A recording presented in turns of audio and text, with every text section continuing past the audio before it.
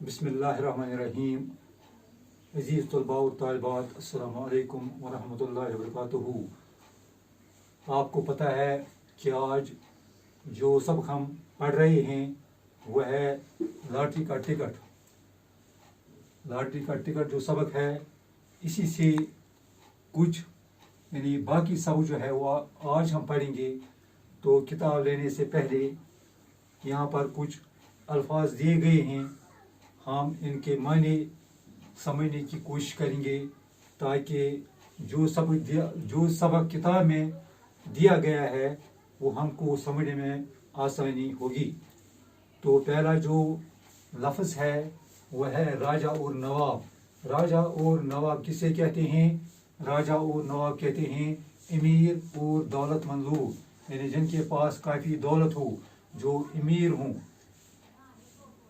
जिनके पास खूब रुपया पैसा हो। तो इसी तरह से दूसरा है न सूद न कपास।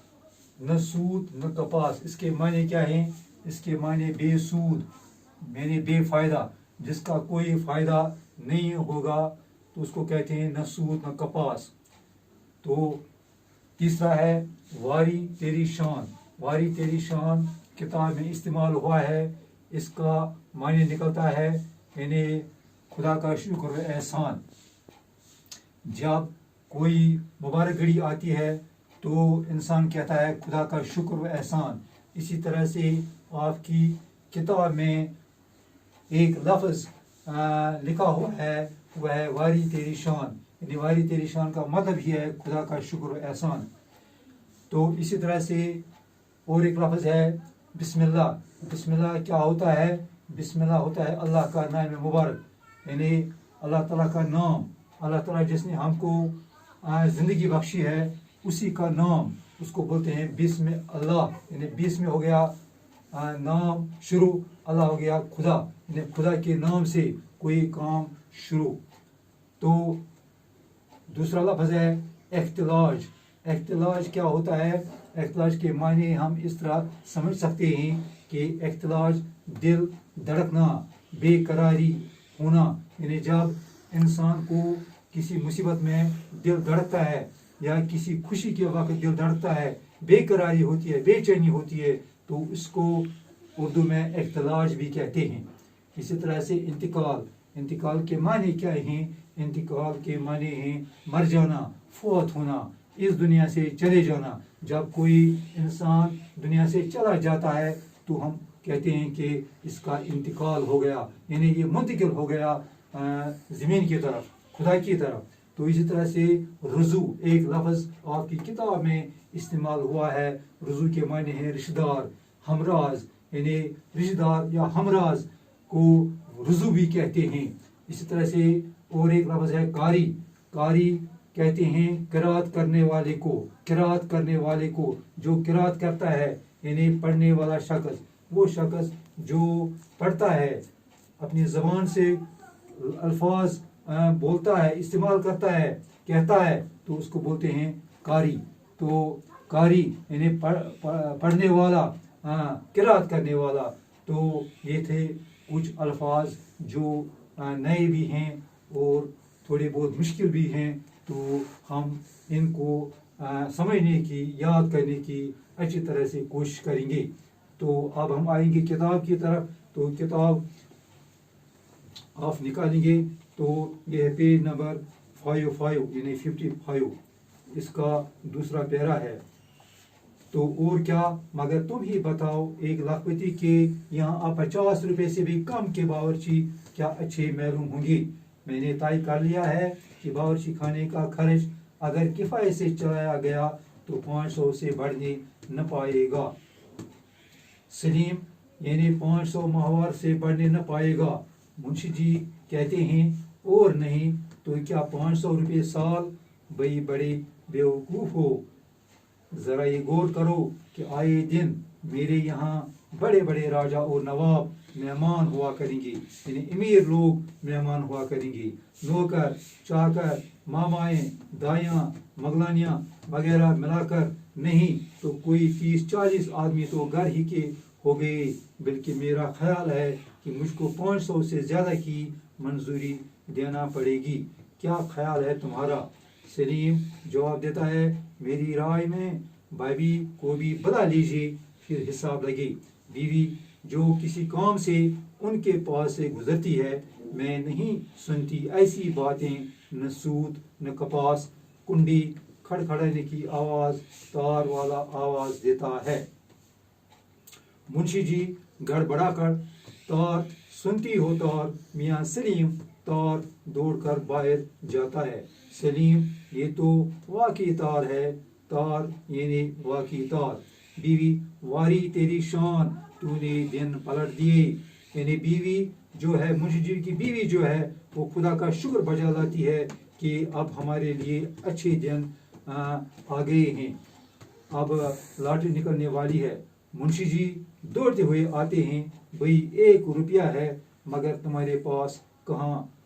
मुंशी जी कहते हैं कि मुंशी जी अपनी बीवी से कहता है कि अगर आपके पास 1 रुपया है तो मुझे दीजिए, मैं तार वाले को दूंगा। लेकिन साथ ही कहता है कि आपके पास कहाँ 1 रुपया होगा। अब ये मियाँ सलीम से पूछता है, मियाँ सलीम 1 रुपया हो तो तार वाले को दे दो। बीवी, ए देखो तो कितना इनाम निकला, बिस्मिल्लाह कहकर खोलना तार। मुंशी जी, भाई तुम्हारे हाथ मुबारक हैं, तुम ही खोलो, मेरे तो हाथ इस वक्त कांप रहे हैं। दस्तखत करने की जगह लिख गया था घबरा की लखपति। बीवी, तो तुम खुद ही क्यों नहीं खोलते?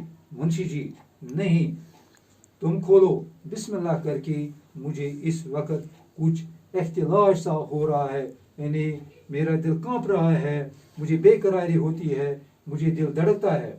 बीवी, लो पढ़ो। मुंशी जी, लेना सलीम मियाँ, देखो रकम कितनी है, किधर गया मेरा चश्मा, यानी मेरी ऐनक किधर गई? सलीम, अरे मुंशी जी, क्यों क्यों क्या बात है? सलीम, महमूद भाई का तार है, कल शाम भाभी जान ने इंतकाल फरमाया। सलीम कहता है कि ये वो तार है जिसमें लिखा है कि भाभी जान का इंतकाल हुआ है, भाभी जान मर गई है, उसी के मुताबिक तार आया है। मुंशी जी भराई हुई आवाज़ में, यानी गमगीन होकर मुंशी जी कहता है, गौर से पढ़ो सलीम। सलीम, तुम अच्छी तरह से पढ़ो, गौर से पढ़ो, क्या वाक़ा है, क्या माजरा है? बीवी, हाय ये मेरी रजू के मरने का तार है, यानी ये मेरी रिश्तेदार के मरने का तार है, न कि लॉटरी के टिकट की। रोती है। सलीम, भाभी जान सब्र कीजिए। सलीम मुंशी जी की बीवी को दिलासा देता है कि भाभी जान सब्र से काम लीजिए। मुंशी जी, लोगों मैं अपने दिल को कैसे समझाऊं, अरे मुझे पकड़ो, गिर पड़ता है। तो मुंशी जी ये खबर सुनकर ज़मीन पर गिरता है और ये कहता है कि लोगों मैं अपने दिल को कैसे समझाऊं कि ये मुसीबत जो है ये कैसे आ गई। इस तरह आखिर पर जो मुंशी जी या इसके घर वालों को खुशी थी वो मातम में बदल जाती है। तो प्यारे बच्चों, इस तरह हमने पढ़ा कि इस सबक में, इस बकिया सबक में क्या कहा गया है। अब मैंने आपके लिए चंद सवाल इधर बोर्ड पर रखे हैं, तो मुझे उम्मीद है कि आपको इन सवालों के जवाब अच्छी तरह समझ आए होंगे। तो पहला सवाल जो है, सवाल नंबर 1, तार आने पर मुंशी जी की बीवी क्या कहती है? यानी जब तार आता है तो मुंशी जी की बीवी क्या कहती है, वो कौन से अल्फाज कहती है? सवाल नंबर 2, दस्तखत करने की जगह पर क्या लिखा गया था? जहाँ पर दस्तखत करना था, यानी रसीद पर जहाँ पर दस्तखत करना था, वहाँ पर क्या लिखा गया था? नंबर 3, इख्तिलाज किसको होता है, किसको इख्तिलाज होता है, बेकरारी किसको होती है और क्यों? क्यों ये बेकरारी, ये दिल क्यों धड़कता है, क्या वजह है? तो सवाल नंबर 4 है, आखिर पर क्या वाक़ा पेश आता है? जब कहानी खत्म होती है, जब ड्रामा खत्म होता है, तो आखिर पर क्या वाक़ा पेश आता है? तो इसका जवाब आपको लिखना है। इसी अब सवाल नंबर 5 है। सवाल नंबर 5 और आखिरी सवाल है, खुशी क्यों मातम में तब्दील होती है?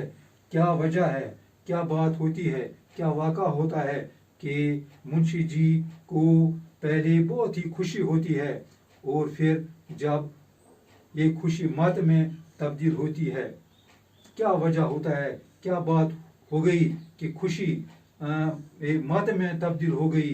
तो इसका जवाब भी आपको लिखना है।